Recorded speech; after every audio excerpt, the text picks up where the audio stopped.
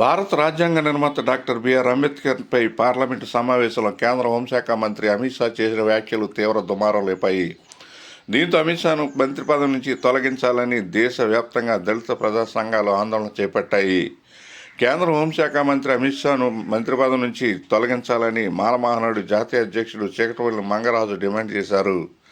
గురువారం పశ్చిమ గోదావరి జిల్లా తాడేపల్లిగూడెం పట్టణంలోని తాలూకా సెంటర్లో ఉన్న అంబేద్కర్ విగ్రహం వద్ద మంగరాజు ఆధ్వర్యంలో నిర్వహించిన నిరసన కార్యక్రమంలో వివిధ దళిత సంఘాలు నాయకులు పాల్గొన్నారు. ఈ సందర్భంగా మంగరాజు మాట్లాడుతూ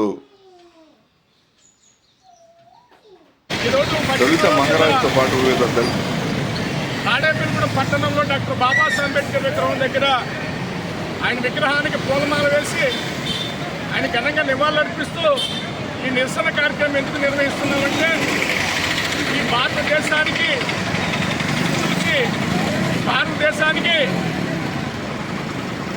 రాజ్యాంగం రాసినటువంటి డాక్టర్ బాబాసాహెబ్ అంబేద్కర్ గారిని నిన్న పార్లమెంట్లో భారత ఉన్నత స్థానంలో ఉన్నటువంటి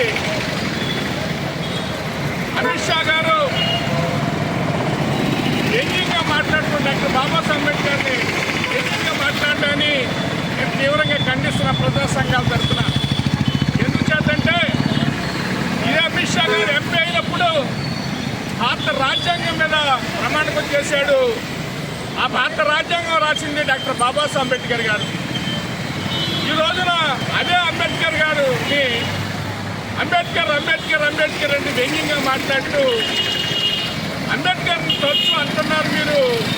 అంబేద్కర్ ఏం చేశాడు అంటే మాట్లాడుతూ హరే రామ హరే కృష్ణ అంటే దేవుడు మిమ్మల్ని స్వర్గానికి తీసుకెళ్తాడు, అంబేద్కర్ అంటే వాళ్ళు ఉపయోగం లేదని మాట్లాడడానికి నేను తీవ్రంగా ఖండిస్తూ ఉన్నాం.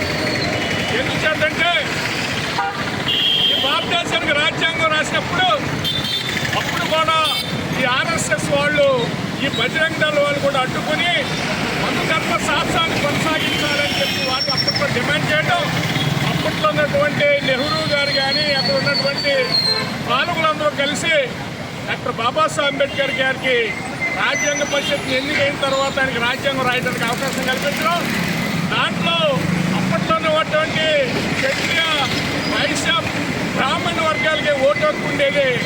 అలాంటిది దేశంలో పుట్టినటువంటి ప్రతి మనిషికి కూడా ఓటు హక్కు ఉండాలని చెప్పేసి ఆయన భారత రాజ్యాంగంలో అన్ని వర్గాలకు ఎస్సీ ఎస్టీ బీసీ మైనార్టీలతో పాటు అగ్రవర్ణాలందరికి కూడా పేదలకు కూడా రిజర్వేషన్స్ కల్పించిన మహనీయుడు మహానుభావుడు డాక్టర్ బాబాసాహెబ్ అంబేద్కర్ గారు.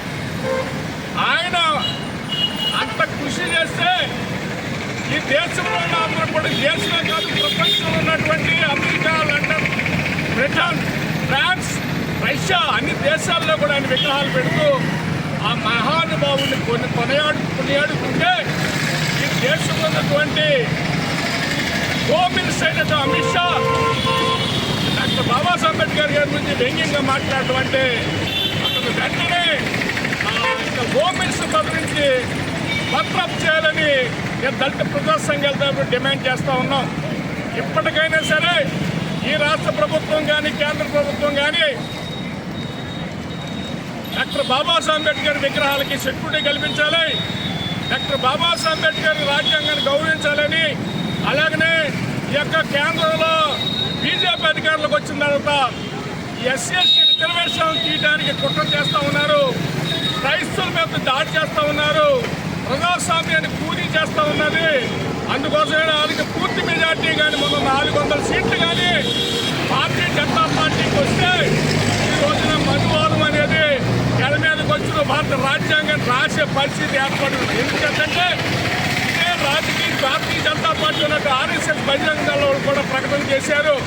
రాజ్యాంగం కూడా మనువాదం రాజ్యాంగం తయారు చేశారు, మేము అధికారంలోకి వస్తే దీన్ని అమలు చేస్తామని చెప్పారు. ఇప్పటికైనా సరే ఈ దేశంలో ఉన్నటువంటి రాష్ట్రంలో కళ్ళు తెచ్చి ఈ మనువాద పార్టీలకి బుద్ధి చెప్పాలని, అంతేకాకుండా ఈ మనువాద పార్టీలన్నీ కూడా రాబోయే రోజులకు తగిన గుణపాఠం చెప్పాలని మనువాద పార్టీలకి సపోర్ట్ చేస్తున్నటువంటి మన రాష్ట్రంలో పార్టీలు కూడా తగిన గుణపాఠం చెప్పాలని హెచ్చరిక చేస్తూ ఇమ్మీడియట్లీగా అమిత్ షాని బర్తరఫ్ చేయాలని డిమాండ్ చేస్తున్నాం. జై భీమ్, జై భారత్. తొలుత మంగరాజుతో పాటు వివిధ దళిత సంఘాల నాయకులు అంబేద్కర్ విగ్రహానికి పూలమాల వేసి నివాళులర్పించారు. ఈ నిరసన కార్యక్రమంలో మరపట్ల రాజు, మాలమహానాడు నాయకులు గుంపుల సత్యకృష్ణ, గెడ్డం అచ్చిబాబు, డెక్కపాటి వెంకటరమణ తదితరులు పాల్గొన్నారు.